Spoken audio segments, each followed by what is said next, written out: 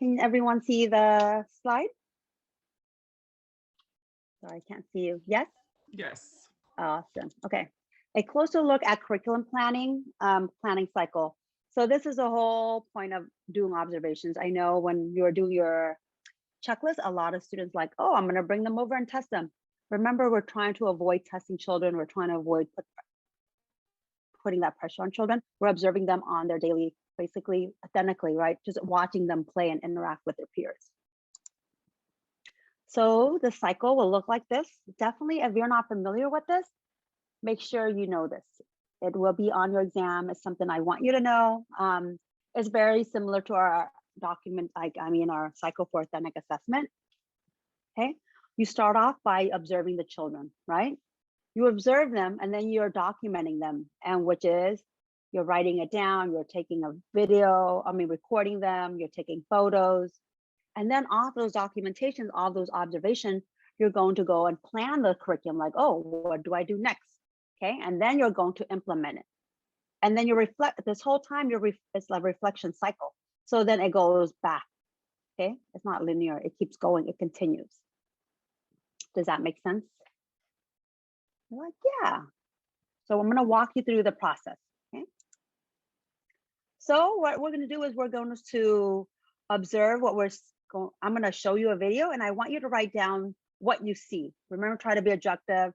It doesn't have to be super detailed because I really just want to kind of see what children are doing. So a background to this is my children are doing their project on germs, right?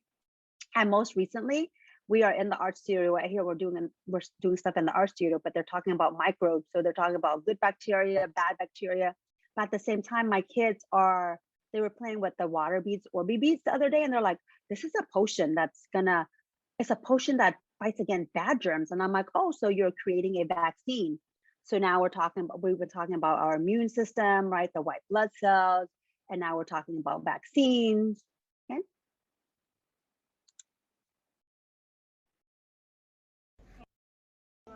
It's hard making lots of potions because I need to do all of those ingredients. It takes hard work, huh? Mm-hmm. That's why being a superhero, being a hero takes hard work.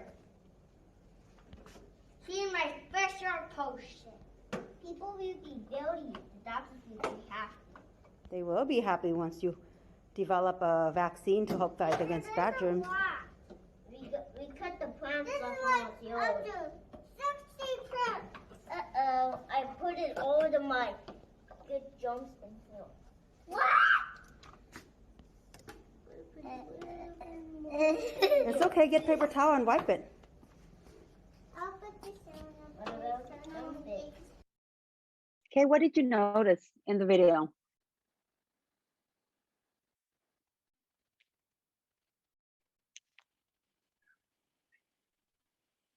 I noticed that the kids are playing together. They're playing together. Yeah, it's not parallel. It's not isolated. They're playing together. They are cooperating with each other. Yes, cooperative. Yes. See? So off of that video, you got cooperative, and then how they're holding the beakers and the test tubes, right? Fine motor. Okay, and then they're talking about potion and white blood cell, that understanding of cause and effect. Okay, and then Liam, he was like, oh, I have something 69 because he's looking at the measurement, right? So that whole concept of measurement, so mathematical. Okay.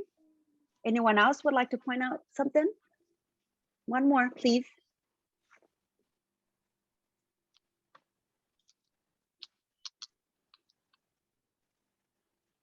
If I can, I already talked, so I'll just wait if somebody else wants to, or I can add one.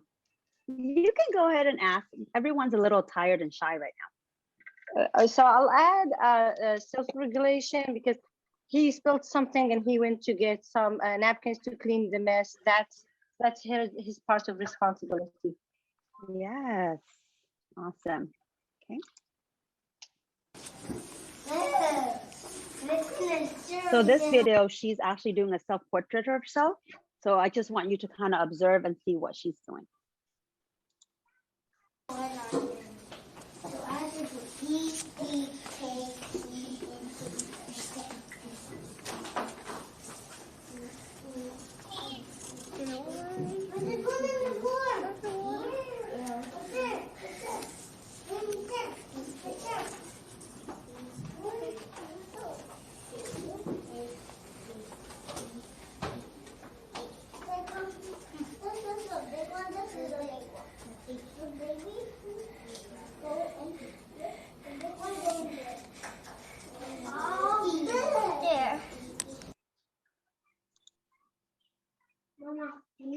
Okay, so in small group, we're going to, instead of doing small group, we'll do as a big group. So I'm gonna add a link on the chat. Let's do that. Go ahead and click on it. It's a Jamboard, and then we're going to add our ideas. So you can pick whichever one. You can pick video 1, which where they're playing with the water beads at the light table, or you can pick scenario video number 2, which is Violet doing an observational drawing of herself. And then I'm going to share the screen where we will be at the Jamboard. Let me see.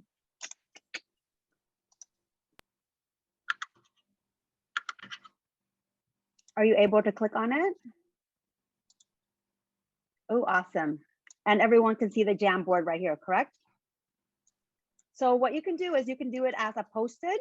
You can do your sticky note. See how I click this and I pick a sticky note, and then you're gonna type something in. So you can talk about the water table, or you can talk about the self-portrait, right? And then write your idea down. Like, what kind of ideas are you thinking that we can do? That how would you extend their play or experience?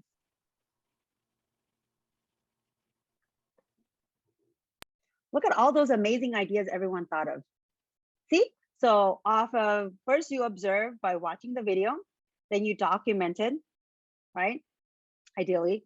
And then now you're like, oh, let's plan it. Now the next thing is to implement it. Like, oh, let's set these activities out. And remember, if you're taking 37A and stuff, sometimes you put those activities out and the kids are not all into it. It's okay too, because it takes time. Okay, let's do that.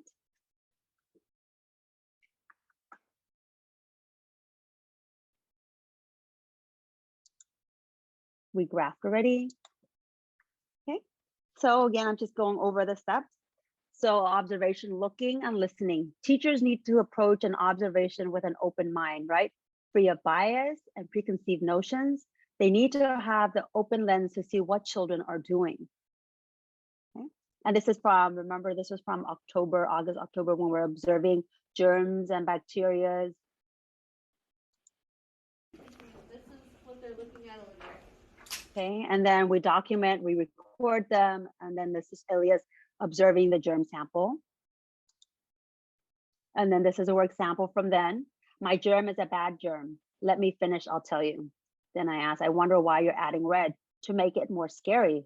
So then I add what he was saying. And that, for example, for this work sample right here, you can use the work sample, right? The letter E for he's learning how to write his name, letter of acknowledgement, emergent writing, okay? And then cause and effect, because he's using the watercolor pencils. He knew to mix the colors and then use water to blend it. And right here, conversation. So he could language, again, understanding language, and then expressions of his emotions and his thoughts. See how one work sample, we hit already 5 different, like 3 different domains and 5 measures total. So that's for the germ to spread. Okay, so then just showing you like 3D artifacts when he made the germ out of the tape. And then he made a stop motion movie. Okay. So step 3 is interpretation. What the child could do on their own, right? So the milestones that I have already mastered. For example, Elias was able, he was using the hot glue gun. He's able to use his fine motor to squeeze it and stuff, okay? So remember when you're designing or thinking curriculum or activity, I like to call it experience more than activity, is to think of zone of proximal development, right? Where the children's at, where do you want them to be at, okay? And then you're gonna, of course, you're gonna think of DRDPs and you're like, oh, okay, how do I support that? For example, if Elias did a lot of things by himself, but really didn't play with other friends, I would have to think like, okay, he loves drawing, but he doesn't like to draw. He doesn't like to play with friends. So how could I get friends, or how do I get Elias to play with friends, right? Maybe encouraging to draw posters or stuff together. Right now, they're creating a big canvas in the art studio. So that's actually a project they're doing together. Okay, zone of proximal development, the can-do zone, right? Skills that your children can do on their own, milestone that children have mastered, children can scaffold peers. And this is why you want children to work together, because they learn so much from each other. So that's why we do a lot of small group work. And the learning zone, opportunities for learning. Children engage in meaningful activities that are intentional, okay? Designed to support their development. Teachers may scaffold or prompt children needing, prompting meaning using your words to encourage them like, hey, let's come do this with me. Or, oh, okay, using open-ended questions to kind of encourage the thinking to problem solve and stuff. The under construction zone, skills and milestone that needs further support. Children may struggle or get frustrated, right? Because it's hard, for example, you know, if you're having a hard time with math and you have to take calculus or something and you're just like, oh, this is frustrating, right? You need someone to support you through that. Just like children need our support. And that's why it's so important to always go back and reflect continually. Okay, planning the next steps. So these are things to kind of think about or to keep in mind when you're planning your experiences. What skill or activity does the child appear to be working on? What learning strategies is the child using to play with different toys? Does the child engage with objects or people differently than a month ago? What has changed? What has not changed? Do my action affect the outcomes of the child's experience? How so? How does the information related to goals for the child, the family's goal, the program, school readiness goals? Okay, so you have to kind of keep all that in mind. So implementation. So we were talking about them creating vaccines. So we did this week. I have vinegar, baking soda, oil, dish soap, and water here. And then they're mixing and creating their vaccines using that. Let me stop sharing real fast. And then today, they actually, can you see the video? Biochemistry and this. You see germs there?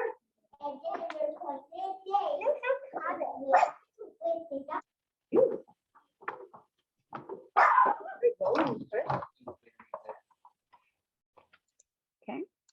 So what I offered today was I offered herbs from our garden, and I put different materials for them to create their vaccine using things from the garden so they can taste it and or whatnot.